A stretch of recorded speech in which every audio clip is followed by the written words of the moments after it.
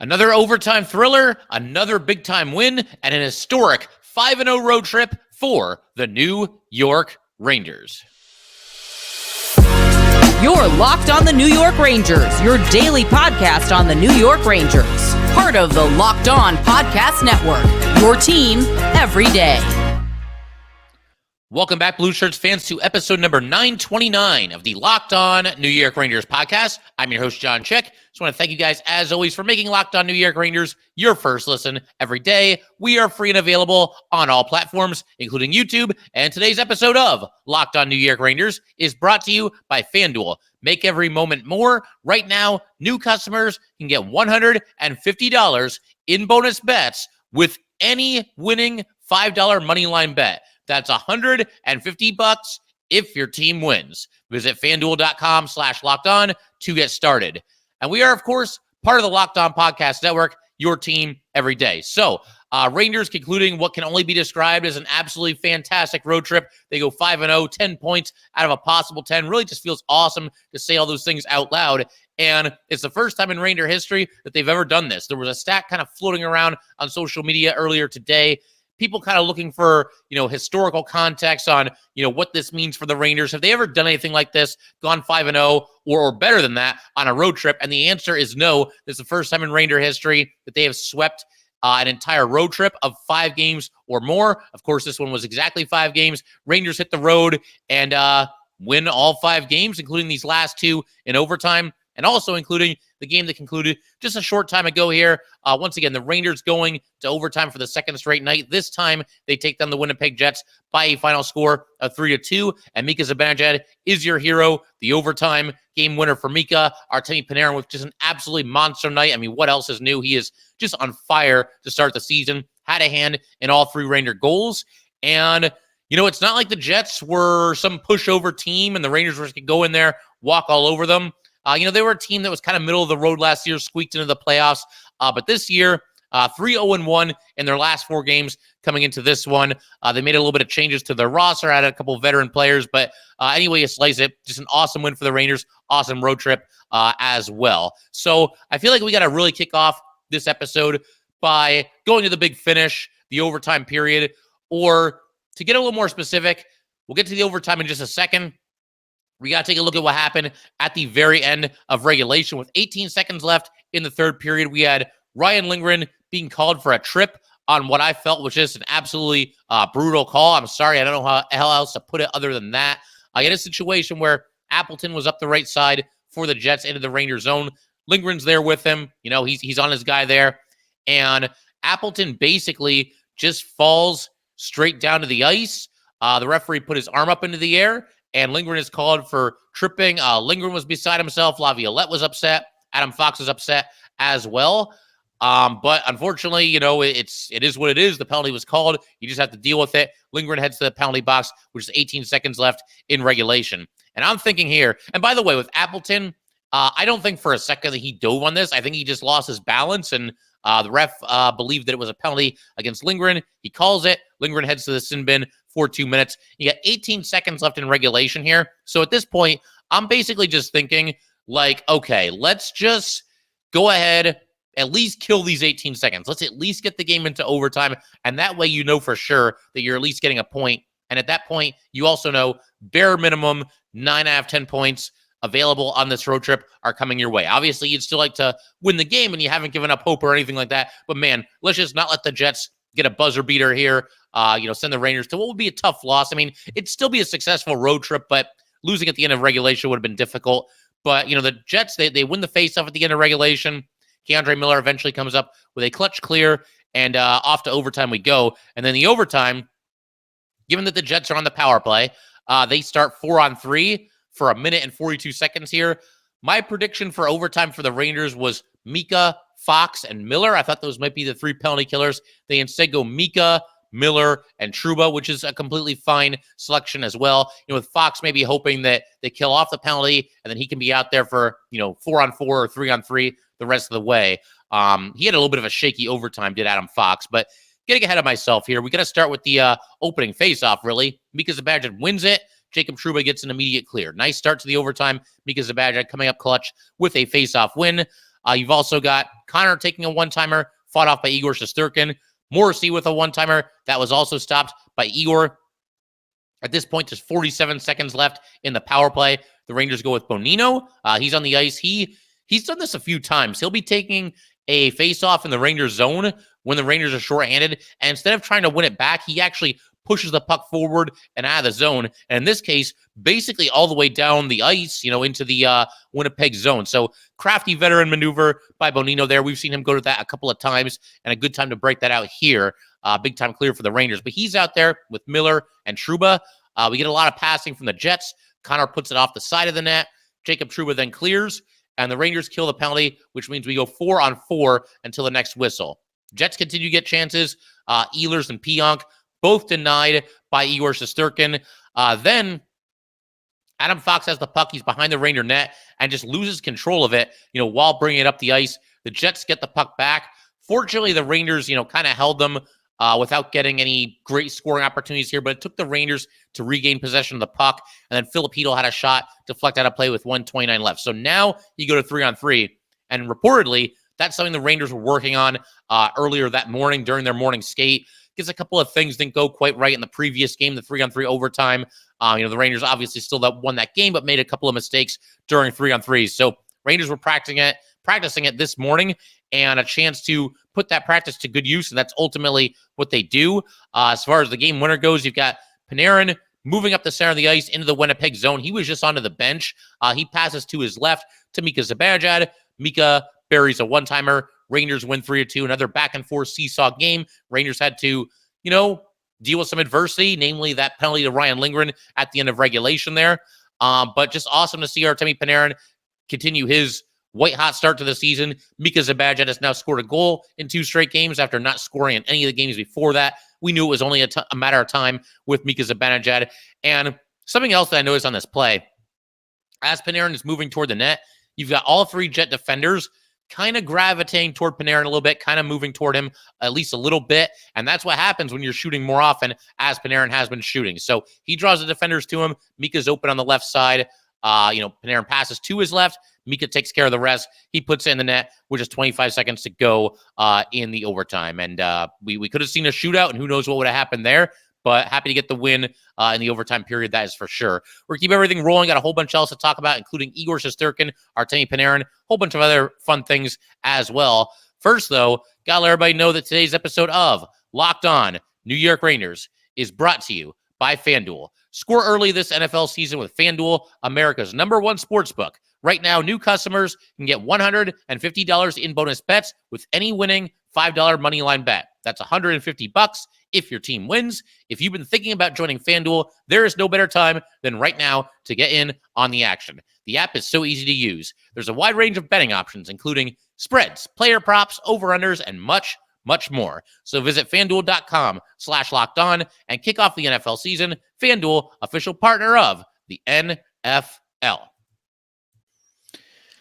All right, so we'd like to just go ahead and thank you guys, as always, for making Locked On New York Rangers your first listen every day. We are free and available on all platforms, including YouTube. And for the everydayers, stick around. We're basically going to take our next episode and do kind of a October recap. We're going to be getting into November here, or I guess we're going to be recording on Halloween on Tuesday. But regardless, the next episode will wrap up what was obviously a very, very successful first month of the regular season for the Rangers. Also going to be highlighting some of the newest players on the New York Rangers, all the free agent pickups, and kind of just take inventory and see how they've done thus far in their first month as members of the New York Rangers. But for right now, let's go ahead and keep the focus on this game, and let's turn the focus to an individual who is very deserving and, again, just an absolutely phenomenal goalie. There's only so many different ways I could say it on this podcast, but Igor, on top of his game in this one, he stops 27 of 29 shots. I thought Connor Hellebuck played very well additionally, but,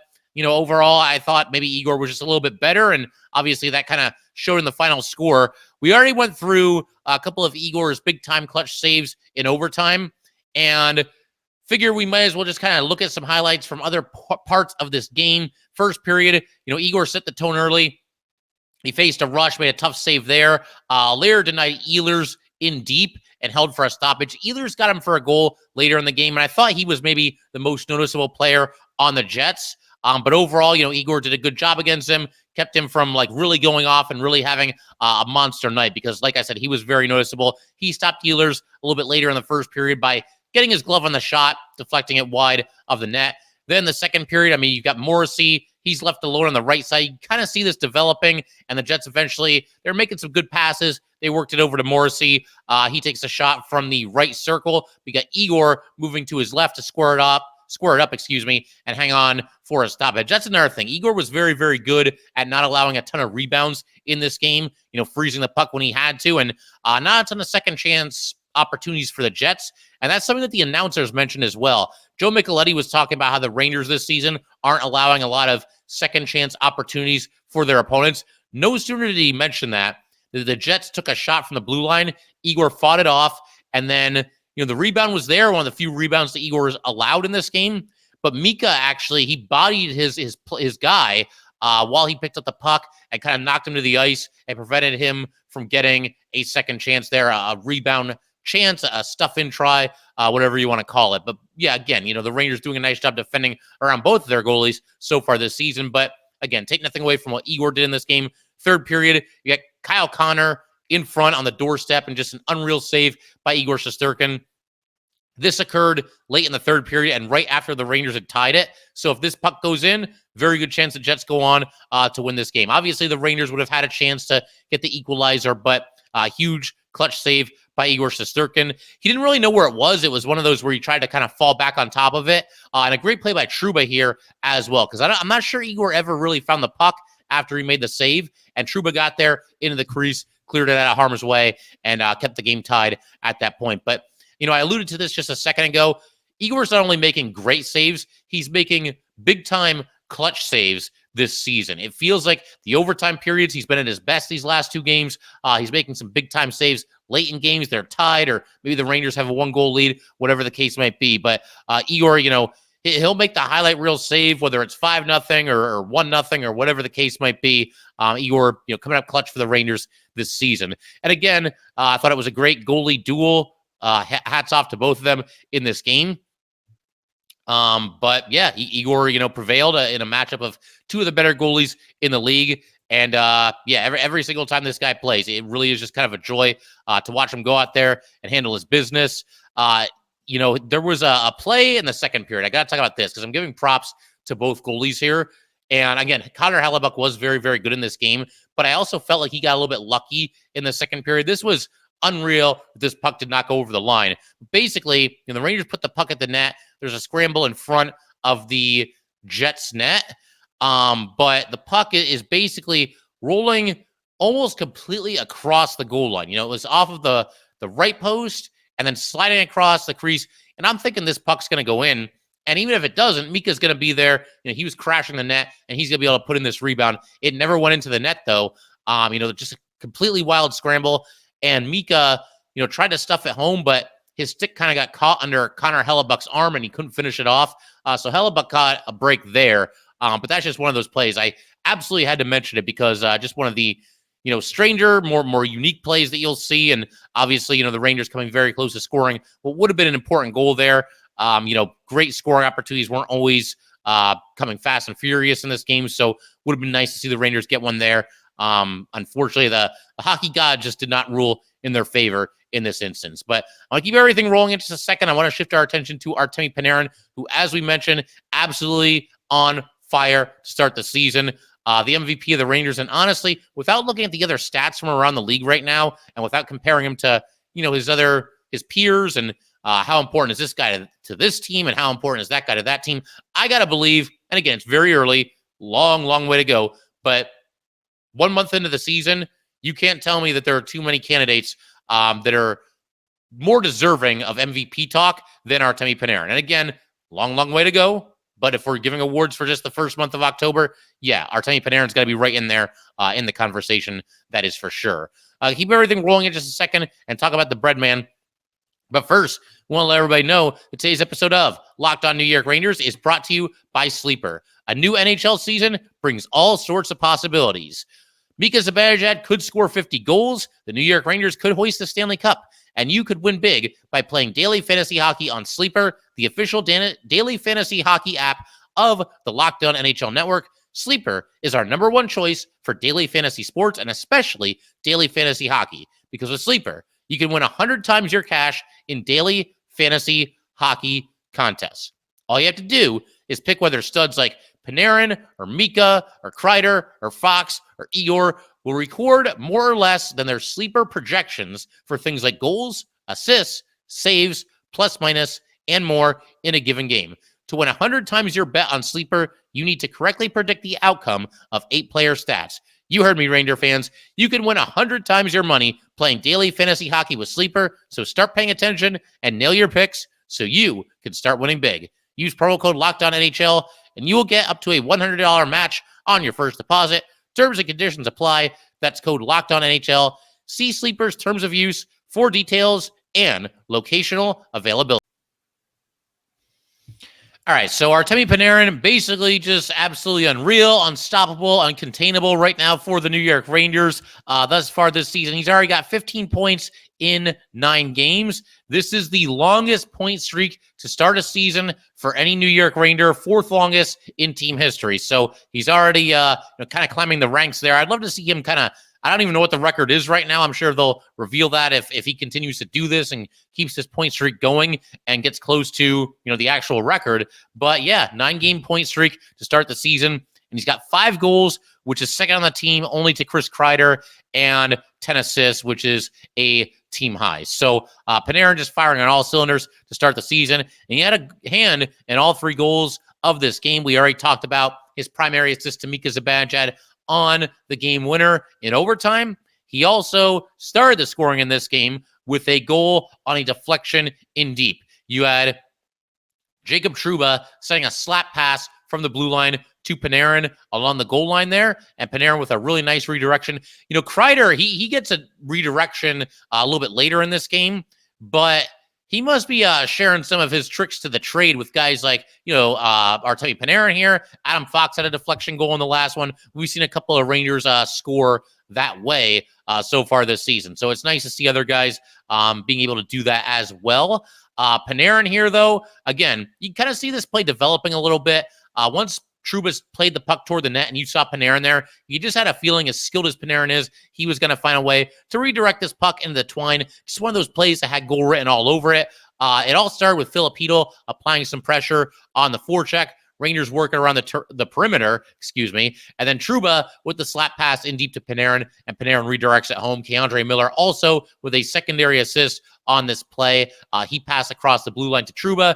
Trouba then with the slap pass, and then Panarin puts it into the net and gives the Rangers a 1-0 lead. So Panarin didn't waste any time, obviously continuing his point streak. It was still the first period, a little bit late in the first period, but first period nevertheless. The only issue I had here, as a quick aside, is that the Rangers, after taking the lead here, gave it back up just 1 minute and 8 seconds later, and did so with only 28 seconds remaining in the first period, which, as we know, that's when you have to be sharp. I'll give the Rangers a little bit of a break, though, because the everydayers, you guys will know, one thing that has kind of bothered me a little bit with the Rangers over the years, pretty much ever since the inception of this podcast, is they don't tend to be at their sharpest on the shift that follows a goal, whether it's them scoring or their opponent scoring. Although I think they've been pretty good about that this season. I think they've mostly been sharp in the shift that follows a goal. And I don't even think they were really unsharp here. I mean, it wasn't like it was right after the goal. It was 1 minute and 8 seconds later. And the Jets just made a play. They rush up the ice, and, Gustafsson scores for the Jets. David Gustafsson, that is. And that ties the score at 1-1 with 28 seconds to go. But then, Panarin, after the Rangers fell behind 2-1, he gets the secondary assist on what was the game-tying goal by Chris Kreider. It all started with Will Cooley drawing a penalty against Dillon with 7:19 left to go. And obviously the Rangers at this point in search of the equalizer. And, I wrote in my notes at this point, the Rangers obviously have a great power play. I believe they've now scored at least 1 power play goal in 8 of the 9 games that they've played so far this season. So obviously off to a hot start there. But I wrote into my notes, can the Rangers get a big-time power play goal when they really need it? And they did that recently. They've done that a couple of times this season. That's how they tied the game before this one as well. But yeah, had to come up clutch here, did the power play, and they didn't waste a lot of time. You had Trocheck winning the first faceoff of the power play, Rangers were absolutely swarming. You got Panarin passing to Kreider, and then Kreider behind the back pass to Mika Zibanejad, and a great save by Connor Hellebuck against Mika Zibanejad. He had to move hard to his right to stop the puck. The ensuing faceoff, though, the Rangers lose the faceoff, but a great job by Mika Zibanejad. He gets the puck back along the boards. Rangers come away with it. A couple of passes later, you've got Panarin moving it to Fox. Fox shoots from the blue line, and there's Chris Kreider with a deflection to tie the game at 2-2 with 6:48 remaining in the game. Kreider's just unreal on these deflections, too. I mean, great job by everybody on the ice to work hard, battle for possession of the puck. Mika took care of that. Panarin with a great pass to Fox. Fox with a nice setup for Kreider. But, man, Kreider on this play, not only does he score on another deflection, I mean, we're used to that. We almost get to the point where we take it for granted.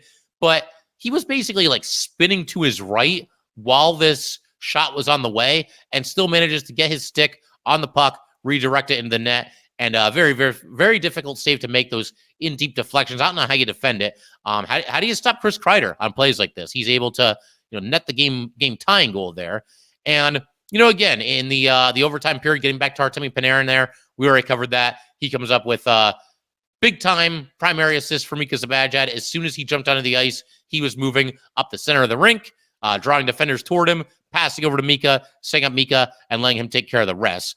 So just another awesome night for Artemi Panarin, and off to just a sensational start to this season. Maybe it's the haircut.